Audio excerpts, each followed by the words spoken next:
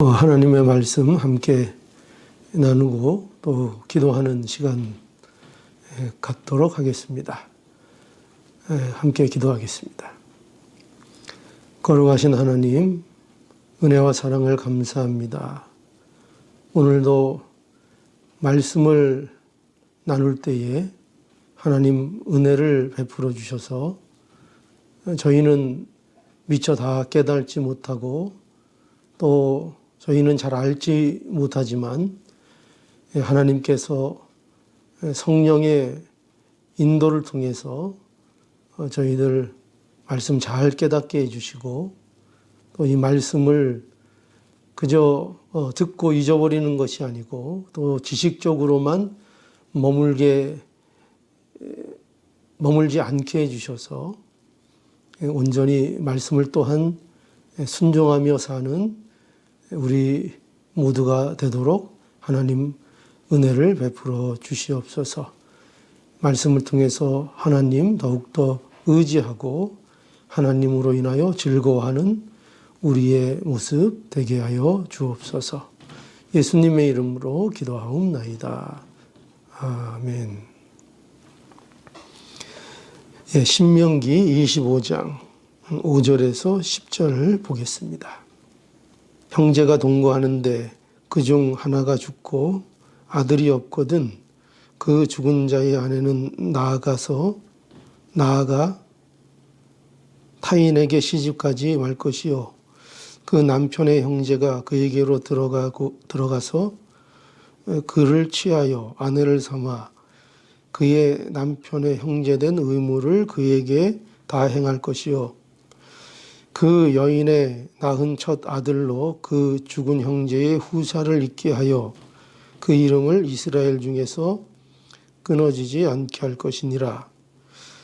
그러나 그 사람이 만일 그 형제의 아내 취하기를 즐겨하지 아니하거든 그 형제의 아내는 그 성문 장로들에게로 나아가서 말하기를 내 남편의 형제가 그 형제의 이름을 이스라엘 중에 있기를 싫어하여 남편의 형제된 의무를 내게 행치 아니하나이다 할 것이요 그 성읍 장로들은 그를 불러다가 이를 것이며 그가 이미 정한 뜻대로 말하기를 내가 그 여자 취하기를 즐겨 아니하노라 하거든 그 형제의 아내가 장로들 앞에서 그에게 나가서 그의 발에서 신을 벗기고 그 얼굴에 침을 뱉으며 이르기를 그 형제의 집 세우기를 즐겨 아니하는 자에게는 이같이 할 것이라 할 것이며 이스라엘 중에서 그의 이름을 신 벗기운 자의 집이라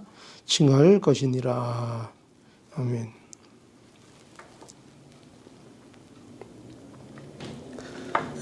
오늘은 여기 본문 말씀 통해서 죽은 형제에 대한 의무 이렇게 성경에는 되어 있습니다. 죽은 형제에 대한 의무에 대해서 우리가 함께 좀 나누도록 하겠습니다. 사회가 발전을 하면은 그 바뀌는 것들이 많이 있죠. 예를 들어서 옛날 일들이 오늘 현대하고는 이렇게 많이 다른 일들이 있었습니다. 그러니까 옛날의 일들을 오늘날 그 현대의 일에 적용할 수 없는 것들이 많이 있습니다. 그러니까 오늘 이 내용도 그런 내용인데요. 그 고대 사회에는 형사치수라는 제도가 있었죠. 그러니까 한마디로 얘기하면 형이 죽으면 그 아내에 대었던 형수를 이제 취하는 그런 제도인데 이게 뭐 현대 사회에서는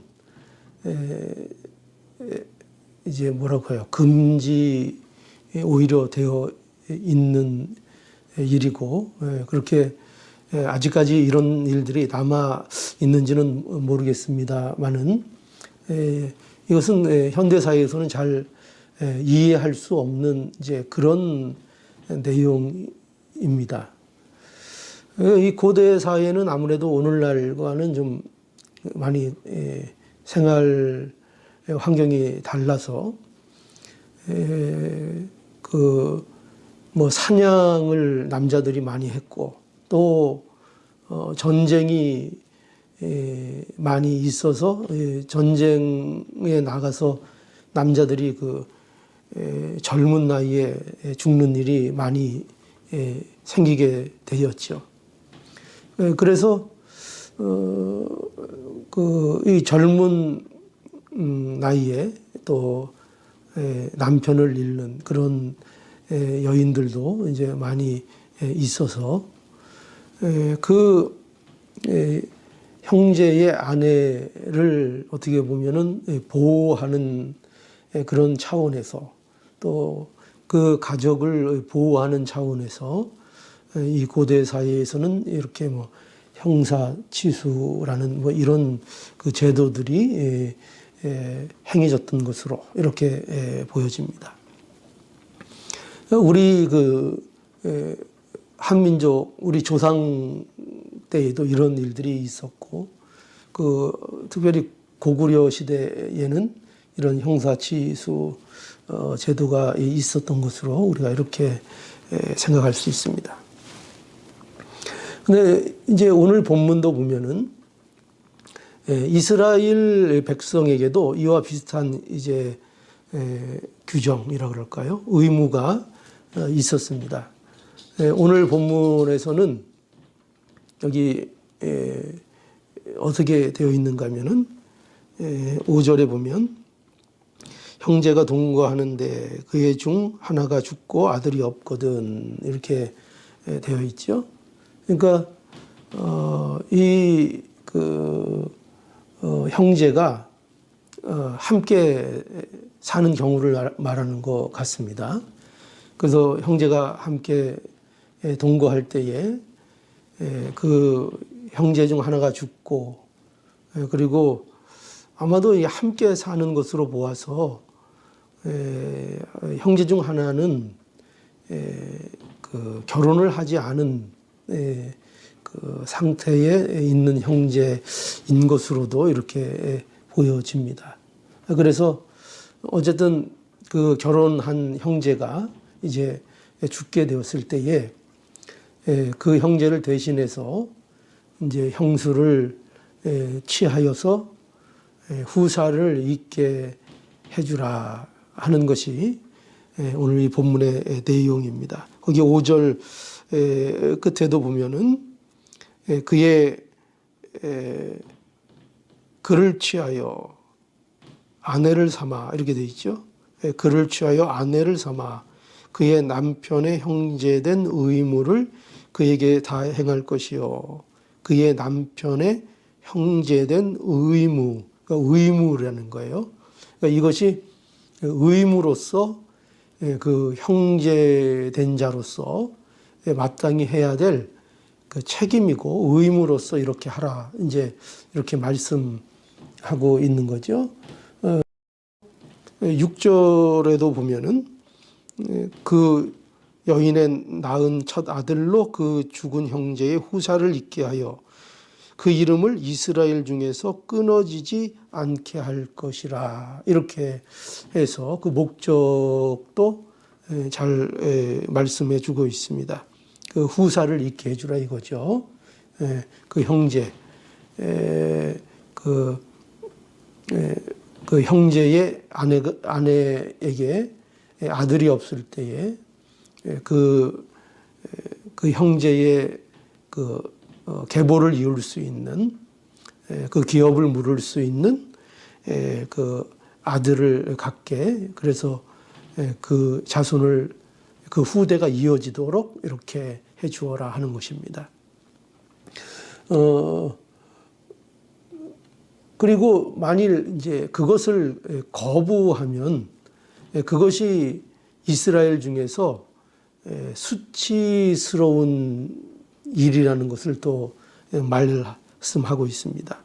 그래서 8절에도 보면은 그 성읍 장로들은 그를 불러다가 이를 것이며 그가 이미 정한 뜻대로 말하기를 여기 내가 그 여자 취하기를 즐겨 아니하노라 하거든. 9절에 그 형제의 아내가 장로들 앞에서 그에게 나아가 그의 발에서 신을 벗기고 그 얼굴에 침을 뱉으며 이르기를 그 형제의 집 세우기를 즐겨 아니하는 자에게는 이같이 할 것이라 할 것이며 이렇게 해서 여기 보면은 그 발에 신을 벗기고 또 그 얼굴에 침을 뱉으며 이렇게 되어 있어서 이런 그 내용은 수치를 당하는 거죠.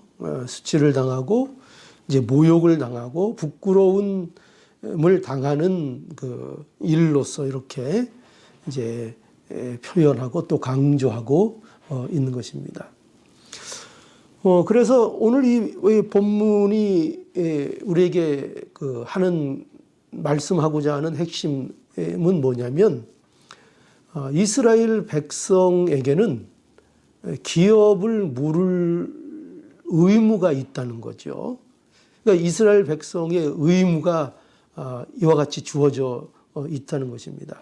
그리고 이것을 이러한 의무를 행하는 것을 거부하는 것은 그거는 여기 수치스럽고 또 부끄러운 일이다.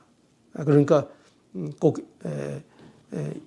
이스라엘을 위해서 또 이스라엘의 형제들을 위해서 이 일을 해야 할 의무가 이스라엘 백성들에게는 있다 하는 것을 이제 분명히 이제 강조하고 있는 거죠. 이거는 안 하면 부끄러운 일이다.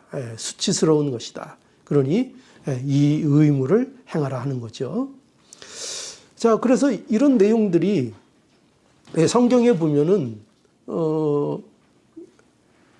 이런 예들이 잘 나타나 있는데 레위기 25장에 보면은 레위기 25장 25절에 보면 이렇게 되어 있습니다. 만일 네가 너희 형제가 가난하여 그 기업 얼마를 팔았으면 그 근족이 와서 동족에 판 것을 물을 것이요. 예. 그러니까 그 기업을 이제 하나님께로부터 이제 받게 되었는데 그 너희 형제 중에서 가난해서 그 기업을 이게 빚지 못하게 팔게 되는 경우가 있을 때에 근족들이, 그러니까 이 근족이라는 것은 가까운 친척을 얘기하는 거죠. 그 가까운 친척들이 와서 그 동족의 그 판 땅을 물을 것이요. 그것을 회복시켜 주라는 것입니다. 그러니까 어떻게 보면 좀 이해가 될 듯 하면서도 잘 이해가 안 되죠. 왜 그 아무리 형제라 그래도 그 형제가 판 것을 그 친족이 가서 또 그것을 다시 이렇게 회복해 줘야 되는지 우리가 좀 우리의 그 생각으로는 또 현대적인 사고로는 조금 의아할 수 있습니다. 그러나 이제 그렇게 성경에서 이제 규정으로서 이스라엘 백성들에게 이렇게 이 규정을 주고 있죠. 마태복음 22장에 가보면 마태복음 22장 24절에 그 사두개인들과 그 예수님과의 대화가 나오는데요. 여기에도 보면 이런 그 말씀이 있습니다. 사두개인들이 예수님께 이렇게 묻지요. 선생님이여, 모세가 이르되 사람이 만일 자식이 없어 죽으면 그 동생이 그 아내에게 장가들어 형을 위하여 후사를 세울지니라 하였나이다. 여러분, 이 질문은 그 부활을 믿지 않는 이 사두개인들이 예수님에게 이제 질문을 한 겁니다. 그러니까 이 질문은 예수님을 곤란에 빠뜨리기 위해서 부활이라는 것이 이것이 합리적이지 않다. 뭐 그런 그 지적을 하려는 거죠. 그래서 그 부활을 믿지 못하겠다.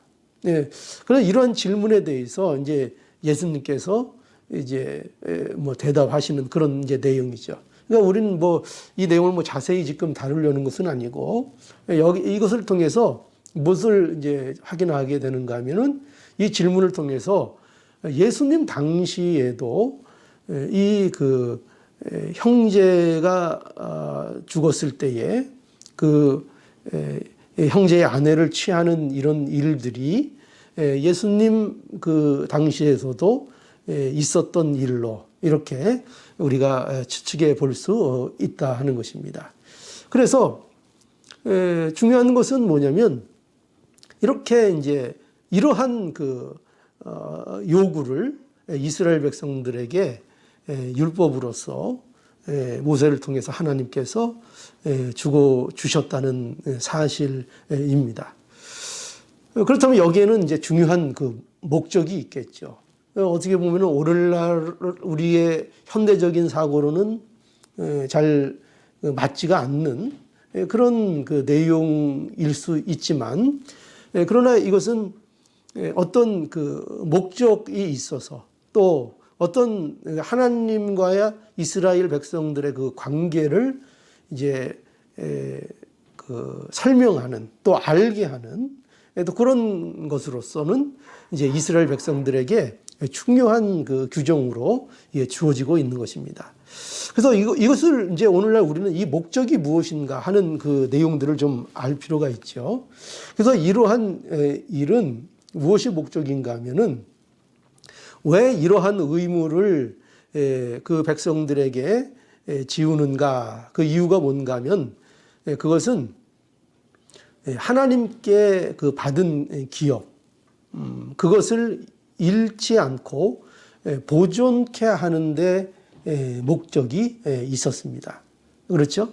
왜 그런가 하면은 그 하나님께서 이스라엘 백성들에게 나누어 주시는 그 기업이 있고 그 기업을 이제 그 자손들이 계속 보존해서 이어가는 것, 그것을 이제 하나님께서는 원하시고 그것을 통해서 하나님과 이스라엘 백성들의 그 관계를 이제 보여주고 계시는 거죠. 그러니까 이스라엘 백성들은 하나님이 주시는 그 기업, 그것을 영원히 보존하고 그것을 복으로 누리는 백성으로, 그러니까 이스라엘 백성들이 이제 부름을 받았기 때문에 어떻게 보면 형제의 아내를 취해서 그의 그 후사를 잊게 하는 것을 통해서 그 가정을 이제 이렇게 보존시키는 것이고, 그리고 그 형제에게 주어졌던 기업을 계속 이어지게 하도록 하는 그런 목적으로 이런 의무와 책임을 갖도록 명령하신 것이죠. 그러나 이것은 이렇게 단지 어떻게 보면은 그 뭐 가정을 그 보존시키고 어떻게 보면 사회적인 그 유지의 목적 뭐 이런 것이 이제 주 목적이 아니고, 그래서 그런 것도 이제 어떤 목적이 될 수 있지만, 그러나 하나님께서 이것을 통해서 가지시는 중요한 목적은 뭐냐면 하나님이 주신 기업을 보존하는 일은 하나님이 주신 복이 끊어지지 않는, 그러니까 끊어지지 않는다는 것은 영원한 복이라는 것을 이제 말씀하고 있는 거죠.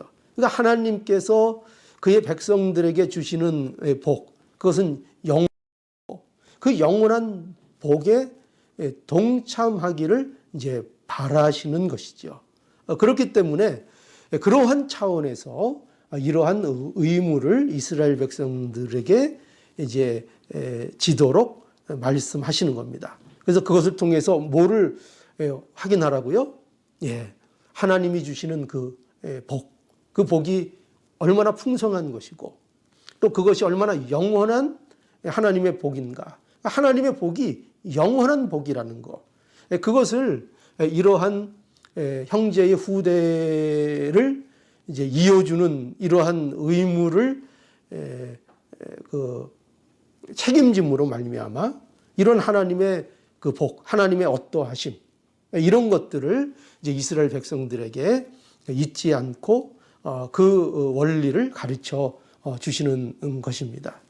그래서 이스라엘은 바로 이러한 하나님이 주신 복의 영원함을 이제 보여주는 그 백성으로서 이제 부름을 받았다 하는 것을 우리는 알아야 합니다.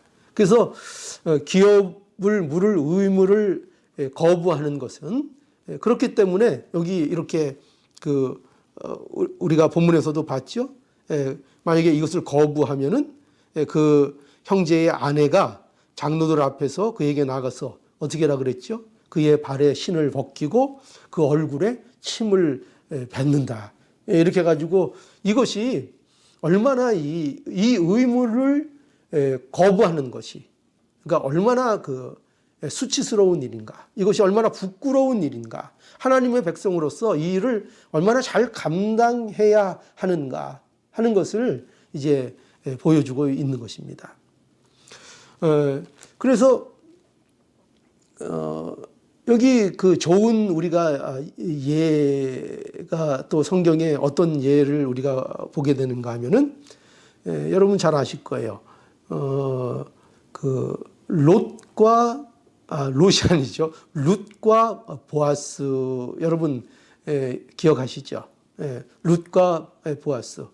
여러분 그 성경에는 룻기서라는 것이 있습니다. 근데 이 룻기서는 어떤 내용이 기록되어 있는가 하면은 그 엘리멜렉이라는 사람과 그 안에 이제 나오미가 그리고 그 두 아들을 데리고 그 모압 지방에 이제 들어가서 살게 됩니다. 그런데 이 모압 지방에서 살다가 엘리멜렉이 죽게 되고 또 두 아들마저도 이제 죽게 됩니다. 근데 이 두 아들에게 이제 아내가 있었는데요. 그들은 이제 그 모압 사람들입니다. 이방 여인들이죠. 그래서 이제 이 나오미가 이제 이 모압을 떠나서 그 예루살렘으로 돌아오게 되는데 그 며느리들에게 선택권을 주죠. 그때에 이제 룻이 이제 나오미를 따라서 예루살렘으로 함께 오게 됩니다. 우리 잘 아는 그 룻의 고백이 있죠.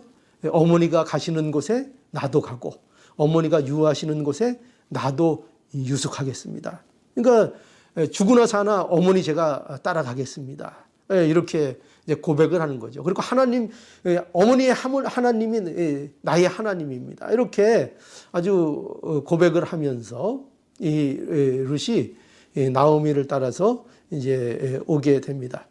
이제 그래서 누굴 만나게 되는가? 여러분 아시죠? 누굴 만나게 되죠? 보아스를 만나게 되고 이 보아스가 기업 물을 자가 되어서 룻을 이제 아내로 삼게 됩니다. 물론 보아스보다 물론 더 가까운 친족이 있었지만 이제 그가 거절을 하지요. 자기에게 손해가 생길 것을 염려해서 이 룻을 아내로 맞는 것을 이제 거부하고 그래서 이 보아스가 그 자격을 가지고 이제 다시 룻의 기업을 물을 자가 되어 줍니다. 그래서 그 결과 어떻게 되었죠? 룻이 그렇죠. 예수 그리스도의 족보에 들어가게 됩니다. 그래서 룻기 그 4장 22절에 보면 그 마지막을 이렇게 룻기서의 마지막을 이렇게 그 기록하고 있습니다. 4장 22절인데요. 여기 이렇게 돼 있어요. 오벳은 이새를 낳았고 이새는 다윗을 낳았더라. 이게 이제 룻기서의 마지막 부분입니다. 여기서 이제 오벳이 나오는데 오벳은 이새를 낳고 이새는 다윗을 낳았더라. 해서 이 오벳이 누구인가 하면은 이 오벳이 바로 이 룻과 보아스 사이에서 태어난 사람입니다. 그러니까 이 보아스가 기업을 물을 자가 되어서 룻을 어떻게 만든 겁니까? 룻을 하나님의 영원한 복에 참여하는 자가 되게 한 거죠. 그렇죠? 그래서 이것이 룻기의 내용입니다. 그래서 우리는 여기에서 그 무엇을 알 수 있는가 하면은 이 보아스는 그림자입니다. 누구의 그림자일까요? 예수 그리스도를 보여주는 그림자입니다. 그리고 룻은요, 그런 의미에서 보면은 룻은 바로 우리를 가리킵니다. 저와 여러분들, 죄인 되었던 자들, 그러니까 아무 소망도 없었던 자들, 이방인과 같았던 자들, 도무지 하나님의 복된 그 풍성함에 함께 참여할 수 없었던 자, 그게 이제 바로 저와 여러분들이지요. 그런데 예수 그리스도가 과부와 같았던, 그러니까 아무 소망이 없었던 우리를 위해서 누가 되어 주신 겁니까? 기업 물을 자가 되어 주신 것입니다. 그래서 이제 우리가 어디에 동참을 하게 되었습니까? 하나님의 영원한 복에 함께 동참하는 자, 그 복을 누리는 자, 그 복의 풍성함을 가진 자로 이제 만들어 주신 것입니다.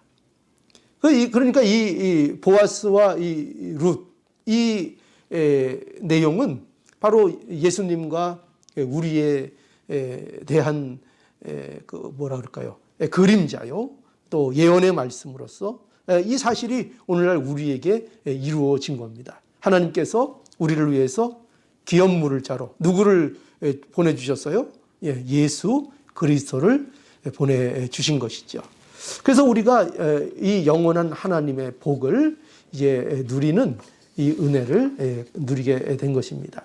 그래서 우리 그 잘 아는 요한복음 3장 16절 보면 하나님이 세상을 이처럼 사랑하사 독생자를 주셨으니 이는 저를 믿는 자마다 멸망치 않고 영생을 얻게 하려 하심이라.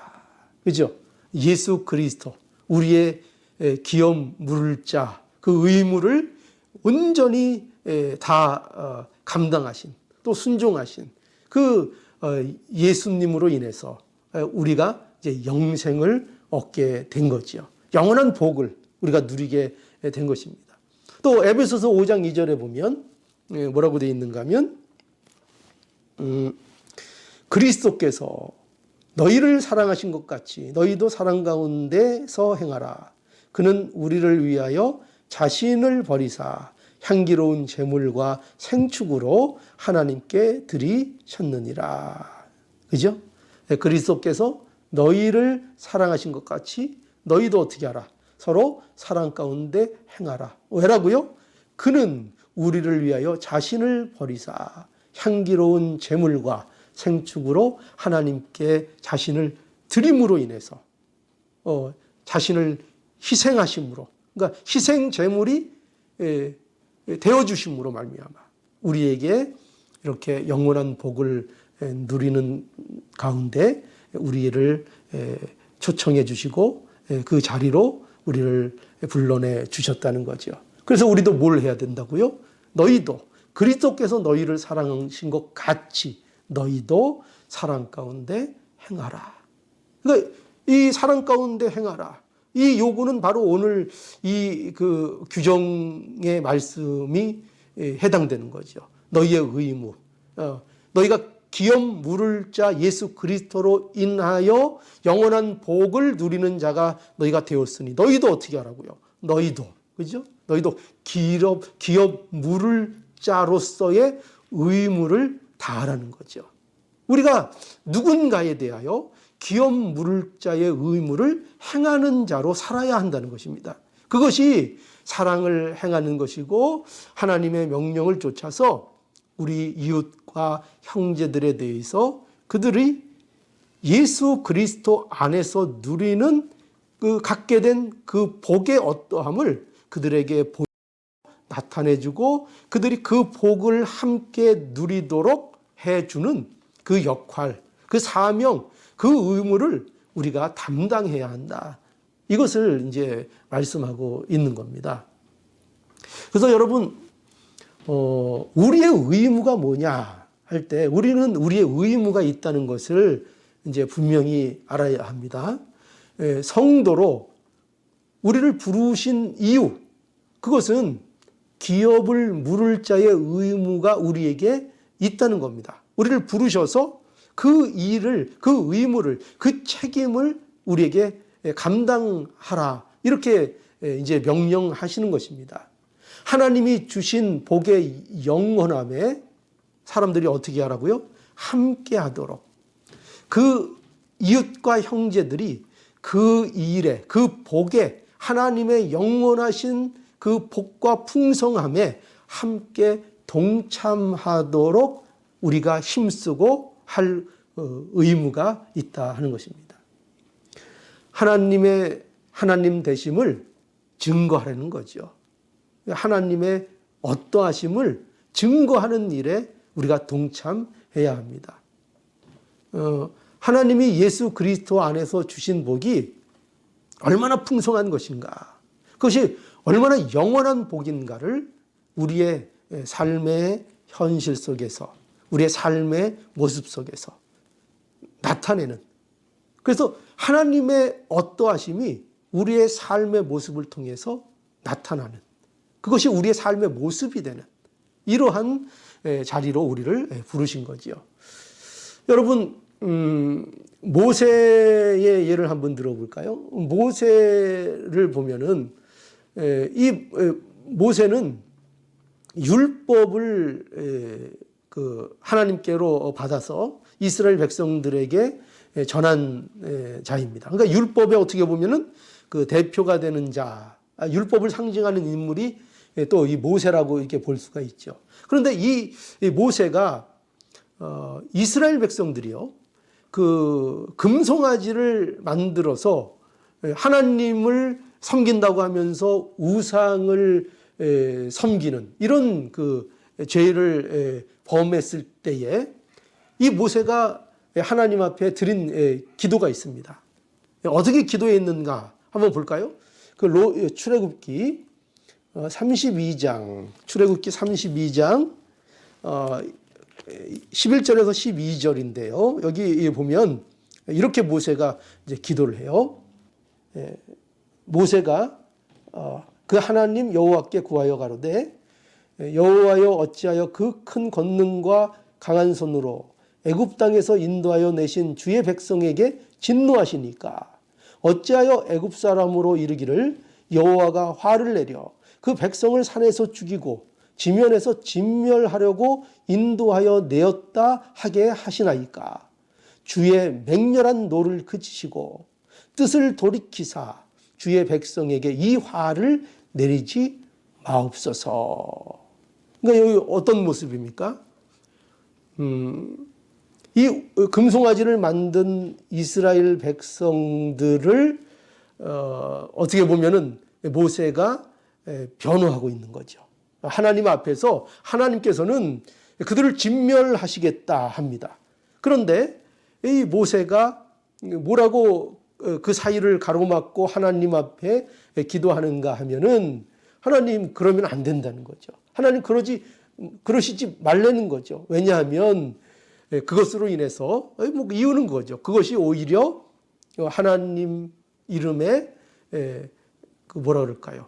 좀 은혜가 안 되는, 그러니까 하나님의 하나님 되심이 제대로 나타나지 않는 그런 모습이 될 수 있다는 것이죠.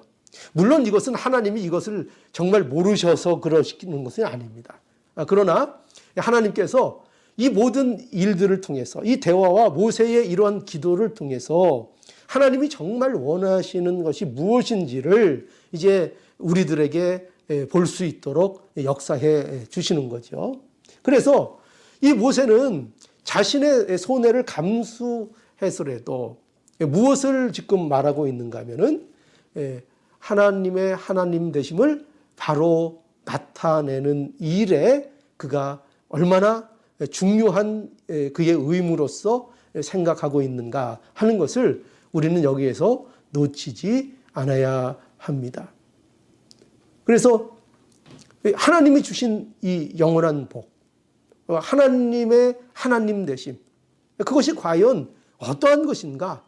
이것을 바로 나타내고 이것을 증거하는 것, 이것이 바로 저와 여러분들의 의무고 우리가 꼭 해야 될 책임 있는 일이라는 것을 우리는 기억해야 합니다.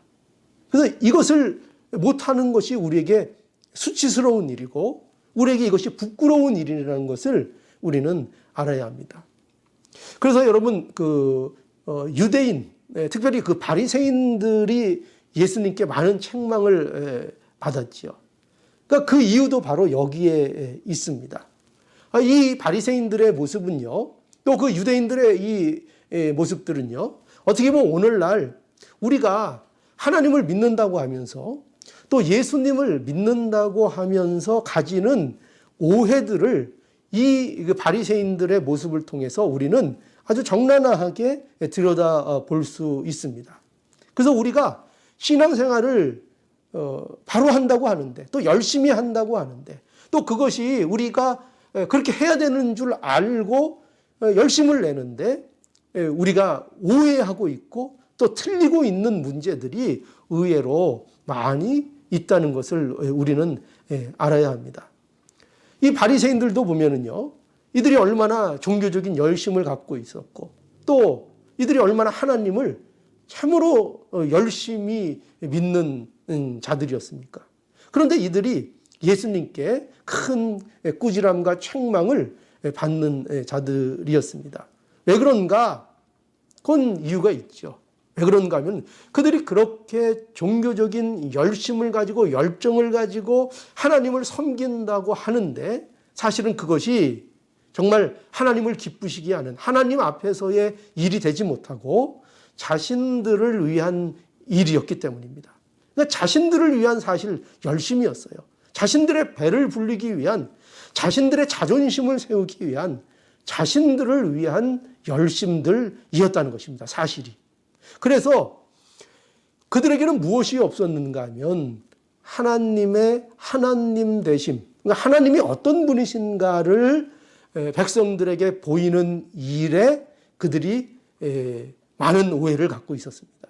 그래서 실제로 그들의 삶은 종교적인 열심을 띠고는 있었지만 하나님이 어떠한 분이신가, 그 하나님의 성품, 하나님의 자비로움, 하나님의 긍휼, 하나님의 사랑, 이런 것들을, 하나님의 공평, 이런 것들을 그들은 정작 그들의 삶 속에서는 나타내지 못하고 오히려 종교라는 이름으로 자신들의 배를 불리는 일에만 급급했고 자신들의 자존심 세우는 일에만 급급했던 자들인 것을 이제 우리는 예수님의 지적을 통해서 보게 되는 것입니다. 그래서 우리는 이러한 것이 바로 뭐를 거부하는 것인가? 기업 물을 자의 의무를 거부하는 모습인 것입니다. 그러니까 바리새인들의 모습이 바로 그런 거예요. 기업 물을 자의 의무로서 그들이 해야 할 일을 하지 않는 거죠. 그게 뭐라고요?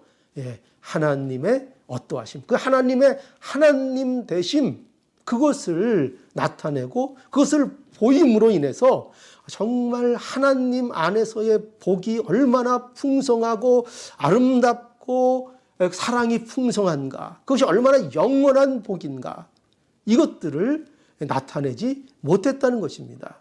그래서 이것이 뭐라고요? 이게 성도로서 부끄러운 일이고 이것이 성도로서 수치스러운 일이라는 것을 우리는 명심해야 합니다. 여러분, 우리에게 있어서 정말 여러분은 무엇이 이제 부끄럽다고 생각을 하십니까? 우리에게 무엇이 부끄럽고 무엇이 수치스러운 모습일까요? 우리는 이렇게 생각하기 쉽죠. 예를 들어서 뭐 남보다 못 사는 것, 남보다 형편이 좋지 못한 것, 또 어떤 분들은 남보다 내가 배우지 못한 것, 또 남들에게 뭐 욕을 먹는 것, 물론 욕을 먹는 것이 좋은 것은 아닙니다. 그러나 뭐 때로는 욕을 먹을 수도 있습니다. 그렇죠? 또 예수 그리스도, 또 의를 따르기 위해서, 예수님을 위해서 얼마든지 또 욕을 먹을 수도 있고, 또 세상 살다 보면 모두에게 또 칭찬받을 수만은 없습니다. 그렇지 않습니까?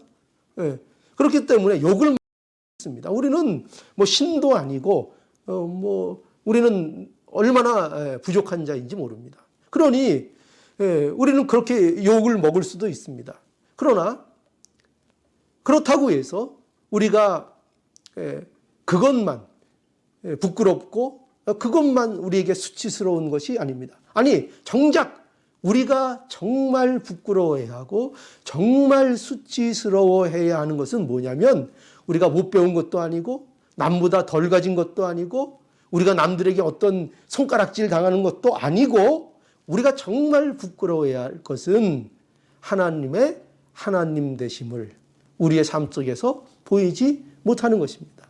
하나님께서 우리에게 예수 그리스도를 통해서 보여주신 그 사랑, 예수 그리스도를 통해서 우리에게 확증하신 그 사랑, 그 자비, 그 긍휼, 그 용서, 그것을 우리의 삶 속에서 그 풍성함을 우리가 증거하지 못하고 그 기업 물을 자로서의 의무를 우리의 삶 속에서 행하지 못하는, 그래서 우리의 이웃과 형제들에게 정말 하나님 안에서의 복이 얼마나 풍요롭고 얼마나 아름다운 것인지를 그들에게 느껴지지 못하게 하는, 그 어떻게 보면은 그렇게 느끼게 하기보다는 오히려 걸림돌이 되고 있는 우리의 모습이 얼마나 이것이 우리에게 부끄럽고 우리에게 수치스러운 일인가 하는 것을 우리는 분명히 인식할 필요가 있습니다.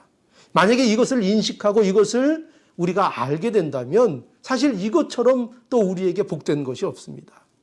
이것은 예수 그리스도 안에 있는 자들, 또 예수를 믿더라도 예수 그리스도 안에 거하며 십자가를 바라보는 그 중에 있는 자들, 또 신앙적으로 깨어있는 자들만이 이것을 느낄 수 있습니다.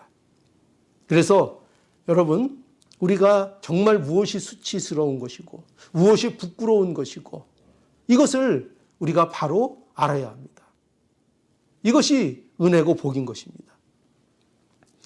그래서 우리가 신앙으로 해야 할 것, 우리가 신앙이라는 이름으로 여러분 우리가 무엇을 해야 하는가, 이거 우리가 곰곰이 생각해 볼 수 있는 기회가 되기를 바랍니다. 우리가 성도라는 이름으로, 신앙이라는 이름으로 정말 해야 할 것이 무엇인가? 정말 해야 할 것이 무엇인가? 여러분 생각해 보실 수 있기를 바랍니다. 우리가 세상에서 성공하고 잘 살고 그런 게 정말 우리에게 있어야 될 것이고 우리의 삶의 목적인가? 아닙니다. 하나님이 어떠하심, 하나님이 도대체 어떤 분이신가? 그 하나님의 하나님 되심을 보여주는 삶, 이것이 정말 우리가 신자의 이름으로, 우리가 신앙이라는 이름으로 우리가 가져야 될 삶의 모습인 것입니다. 우리 죄인된 자들에게 하나님이 어떠한 사랑을 베푸셨는지, 또 그 하나님의 사랑이 어떤 것인지, 그 하나님이 주신 복이 얼마나 풍성하고 영원한 복인지 여러분들의 삶을 통해서 이웃들에게 또 형제들에게 보여지며 증거되는 그 놀라운 은혜가 있기를 간절히 오늘 이 말씀을 통해서 바라고 기도합니다. 다 함께 기도하시겠습니다. 걸어가신 하나님, 은혜와 사랑을 감사합니다. 하나님께서 우리 과부와 같았고 또 아무 소망도 없이 그저 절망과 또 낙담 가운데 영원히 멸망받을 수밖에 없었던 저희들이었는데 마치 남편을 잃은 여인처럼 아무것도 할 수 없고 또 희망도 없고 그 후대가 이어지지 못하는, 그래서 모든 것이 끊어져 버리는, 참으로 그 가운데 있었던 것이 바로 우리의 모습이었는데 기업 물을 자이신 예수 그리스도를 우리에게 보내주셔서 우리의 남편이 되게 해주셔서 우리의 후대가 영원하도록 또 우리에게 주신 복이 영원하도록 허락해 주신 이 은혜와 사랑을 감사합니다.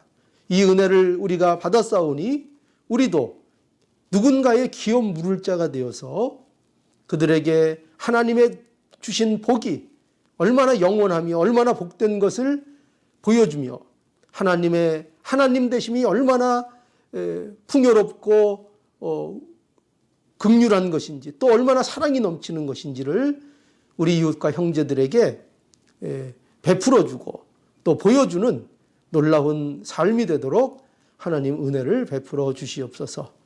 우리 모든 성도들이 이와 같은 의무를 감당하는 자리로 부름을 받았다는 것을 알게 해주셔서 기업 물을 자의 의무를 우리 형제들과 어려운 자들에게 시행할 수 있는, 손해가 되더라도 순종할 수 있는 이러한 복된 인생들이 되게 하여 주시옵소서. 이 복이 모두에게 넘치도록 은혜와 사랑을 베풀어 주시고 하나님께서 영광받아 주시옵소서. 예수님의 이름으로 기도하옵나이다. 아멘.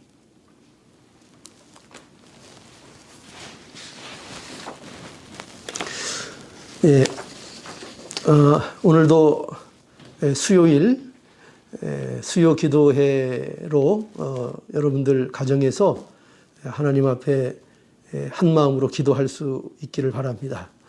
예, 지금 아직도 우리가 모이지 못하고 이렇게 각 가정에서 가정 예배를 드리고 있고 또 기도회 모임을 갖고 있는데요. 하나님께서 이 일이 끝나도록 해 주실 겁니다.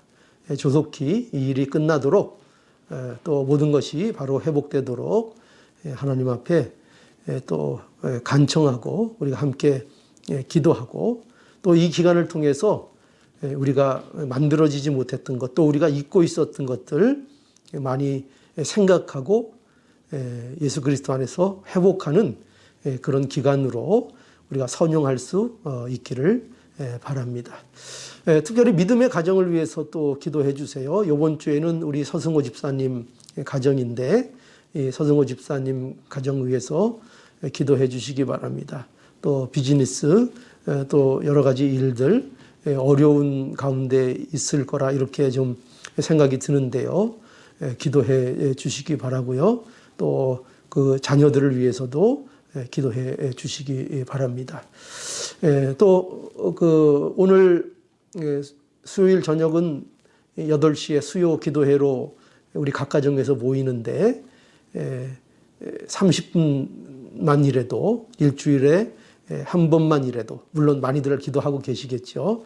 그러나 특별히 이렇게 시간을 함께해서 30분만이라도 한 마음 한 뜻으로 이 모든 일들을 위해서 또 기도해 주실 수 있기를 바랍니다.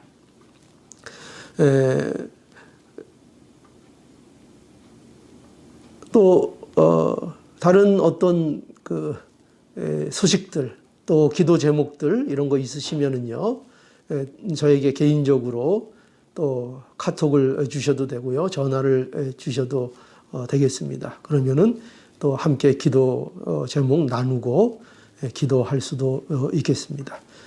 그러니 우리 비록 몸은 다 각 처소에 떨어져 있지만 또 우리가 예수 그리스도 안에서 한 몸 이룬 형제로서 이렇게 한 마음으로 기도함으로 우리가 서로에게 또 위로가 되고 또 힘이 되고 또 예수님이 주시는 위로와 힘으로 또 승리하는 한 주 또 우리의 삶이 되어야 하겠습니다.